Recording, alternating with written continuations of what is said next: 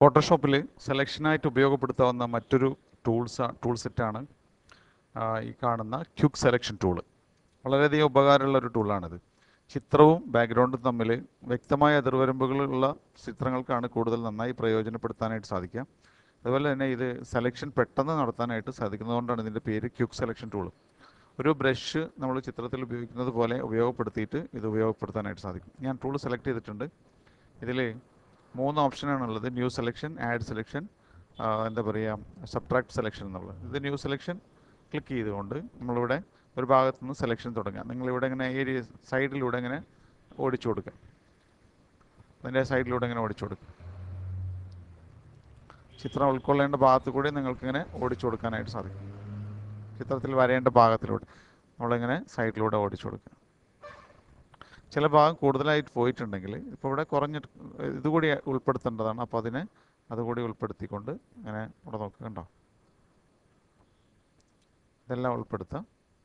അതിനുശേഷം ഈ പച്ച ഭാഗം കുറച്ച് കൂടുതലായി പോയിട്ടുണ്ടെങ്കിൽ ഇവിടെ മൈനസ് ക്ലിക്ക് ചെയ്യുക. അതിനുശേഷം അതെല്ലാം കുറച്ചെടുക്കാം. ഇവിടെ സൈഡിലൂടെ ഇങ്ങനെ കുറച്ചെടുക്കാം. ആവശ്യമായ രീതിയിൽ ഇങ്ങനെ കുറച്ചെടുക്കും. ഇനി നമ്മളുടെ സെലക്ഷൻ നമ്മൾ സെലക്ട് ചെയ്തതിൽ കറക്റ്റായിട്ടൊന്നും അറിയാനുള്ള, അല്ലെങ്കിൽ സെലക്ഷനിൽ കുറച്ച് റീഡിഫൈനിങ് നടത്താനുള്ള ഒരു സംവിധാനമാണ് റിഫൈൻ എഡ്ജസ് എന്ന് പറയുന്നത്.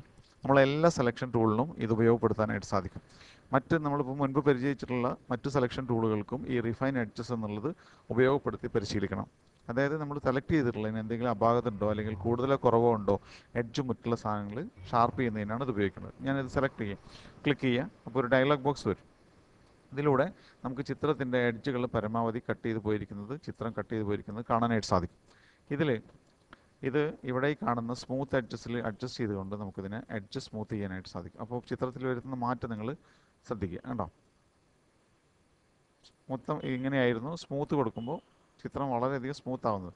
ആവശ്യത്തിന് സ്മൂത്ത് ആയാൽ വിടാം. ഇനി അതുപോലെ തന്നെ ഫെദർ കൊടുക്കാനായിട്ട് ഈ ഫെദറിൻ്റെ സ്ലൈഡർ ഉപയോഗപ്പെടുത്തിക്കൊണ്ട് നമുക്ക് ആവശ്യം പോലെ ഫെദർ കൊടുക്കാം. കണ്ടോ, ഇത് വളരെ നല്ലൊരു ഉപാധിയാണ്. അതുപോലെ തന്നെ നമ്മൾ ഫെദർ കൊടുത്തത് തന്നെ കുറച്ചുകൂടി ഷാർപ്നെസ് കിട്ടാൻ വേണ്ടിയിട്ടാണ് കോൺട്രാസ്റ്റ് എന്ന് പറഞ്ഞ ബട്ടൺ ഉപയോഗിക്കുന്നത്. അപ്പോൾ നമുക്ക് എഡ്ജ് വളരെ ഷാർപ്പായിട്ട് ഫീൽ ചെയ്യും. നോക്കുക, അതിൻ്റെ മാറ്റം നോക്കുക. അതുപോലെ തന്നെ എഡ്ജ് കുറച്ചുകൂടി ഷിഫ്റ്റ് ചെയ്യണമെങ്കിൽ, അതായത് കുറച്ചുകൂടി സെലക്ഷൻ ഏരിയയിലേക്ക് വരണമെന്നുണ്ടെങ്കിലാണ് ഷിഫ്റ്റ് എഡ്ജ് എന്നുള്ള ബട്ടൺ കൊടുക്കുന്നത്. ഇതുകൊണ്ട് നമുക്കിവിടെ കൂടുതലായിട്ട് കൊടുക്കണമെന്നുണ്ടെങ്കിൽ ഇവിടുന്ന് ആഡ് ചെയ്ത് കൊടുക്കുക. കുറയ്ക്കണമെന്നുണ്ടെങ്കിൽ നമുക്ക് ഇതുകൊണ്ട് കുറയ്ക്കുകയും ചെയ്യാം. കണ്ടോ, ഇങ്ങോട്ട് നീക്കുമ്പോൾ ഈ പോയിന്റിലാണ് 0 പോയിന്റ് കിടക്കുന്നത്. ഇങ്ങോട്ട് നീക്കുമ്പോൾ എഡ്ജ് കൂടുതലായിട്ട് കാണാൻ പറ്റും. അപ്പോൾ നമുക്ക് ചിത്രത്തിൻ്റെ ഭാഗങ്ങൾ കൂടി ഉൾപ്പെടും. കണ്ടില്ലേ? അതുപോലെ തന്നെ കുറയ്ക്കണമെന്നുണ്ടെങ്കിൽ ഇങ്ങോട്ട് തിരിച്ച് കൊടുക്കാനായിട്ട് പറ്റും. എല്ലാ സെലക്ഷൻ ടൂളുകൾക്കും നമുക്ക് ഈ റിഫൈൻ എഡ്ജസ് കൊടുക്കാനായിട്ട് സാധിക്കും. സ്വീകാര്യമാണെന്നുണ്ടെങ്കിൽ നമ്മൾ ഓക്കെ കൊടുക്കുക. അതല്ലെന്നുണ്ടെങ്കിൽ ആൾട്ട് പിടിച്ചുകൊണ്ട് റീസെറ്റ് എന്ന് പറഞ്ഞ ബട്ടൺ അടിക്കുക. ഈ ആൾട്ട് പിടിക്കുമ്പോൾ ഏത് ഡയലോഗ് ബോക്സിലെയും ക്യാൻസൽ എന്നുള്ള ബട്ടൺ റീസെറ്റ് എന്നാവും. അപ്പോൾ ക്ലിക്ക് ചെയ്ത് കഴിഞ്ഞാൽ പഴയ രൂപത്തിലായിട്ട് വീണ്ടും നമുക്ക് സെലക്ഷൻ കൊടുക്കാനായിട്ട് സാധിക്കും. മറ്റു മോഡുകളെല്ലാം വഴിയെ പറയുന്നുണ്ട്. ഇനി സെലക്ഷനായിട്ട് ഉപയോഗിക്കുന്ന വേറൊരു ടൂളാണ് magic wand tool. Quick selection പോലെ തന്നെയാണ് മാജിക് വാൻഡ് ടൂളും വർക്ക് ചെയ്യുന്നത്.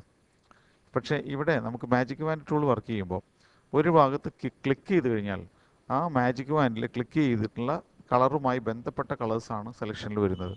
ഇപ്പോൾ നമ്മളിവിടെ നീല കളറിൽ ക്ലിക്ക് ചെയ്ത് കഴിഞ്ഞാൽ ആ നീല കളറിൻ്റെ ടോളറേറ്റ് ആയിട്ടുള്ള ഭാഗങ്ങൾ മാത്രമാണ് സെലക്ഷനിൽ വരുന്നത്. ഇത് ഇപ്പോൾ ഒരു ബാക്ക്ഗ്രൗണ്ട് ഒരു കളറുള്ള പിക്ചറിലാണെങ്കിൽ, ഇപ്പോൾ ഞാനിവിടെ ഒരു ചിത്രം തുറക്കാം. ഞാനിവിടെ ഒരു പുതിയ ചിത്രം തുറന്നു വെച്ചിട്ടുണ്ട്. ഈ ചിത്രത്തിൻ്റെ ബാക്ക്ഗ്രൗണ്ട് ശ്രദ്ധിച്ചു കഴിഞ്ഞാൽ അതൊരു സിംഗിൾ കളറായിട്ട് ഇരിക്കുന്നതിൽ കാണാം. ഇത്തരം ചിത്രങ്ങളിൽ നമുക്ക് ഇമേജ് സെലക്ട് ചെയ്യാനായിട്ട് നമ്മുടെ മാജിക് വാൻഡ് ടൂൾ ഉപയോഗിച്ചുകൊണ്ട് നമ്മുടെ ബാക്ക്ഗ്രൗണ്ടിൽ ക്ലിക്ക് ചെയ്യാം. ഇപ്പോൾ ബാക്ക്ഗ്രൗണ്ട് സെലക്ഷനായി. ഇനി ഇവിടെ ഒരു ക്ലിക്ക് കൂടി കൊടുത്തു കഴിഞ്ഞിട്ടുണ്ടെങ്കിൽ മൊത്തം സെലക്ഷനായി. ഇപ്പോൾ നമുക്ക് ചിത്രത്തിലേക്ക് തിരിയാനായിട്ട് റൈറ്റ് മൗസ് ബട്ടൺ ക്ലിക്ക് ചെയ്തുകൊണ്ട് ഇൻവേഴ്സ് സെലക്ഷൻ കൊടുക്കുക. സെലക്ട് ഇൻവേഴ്സ് ചെയ്യാം. ഇപ്പോൾ നമുക്ക് ഇമേജ് സെലക്ഷനായിട്ട് കിട്ടി.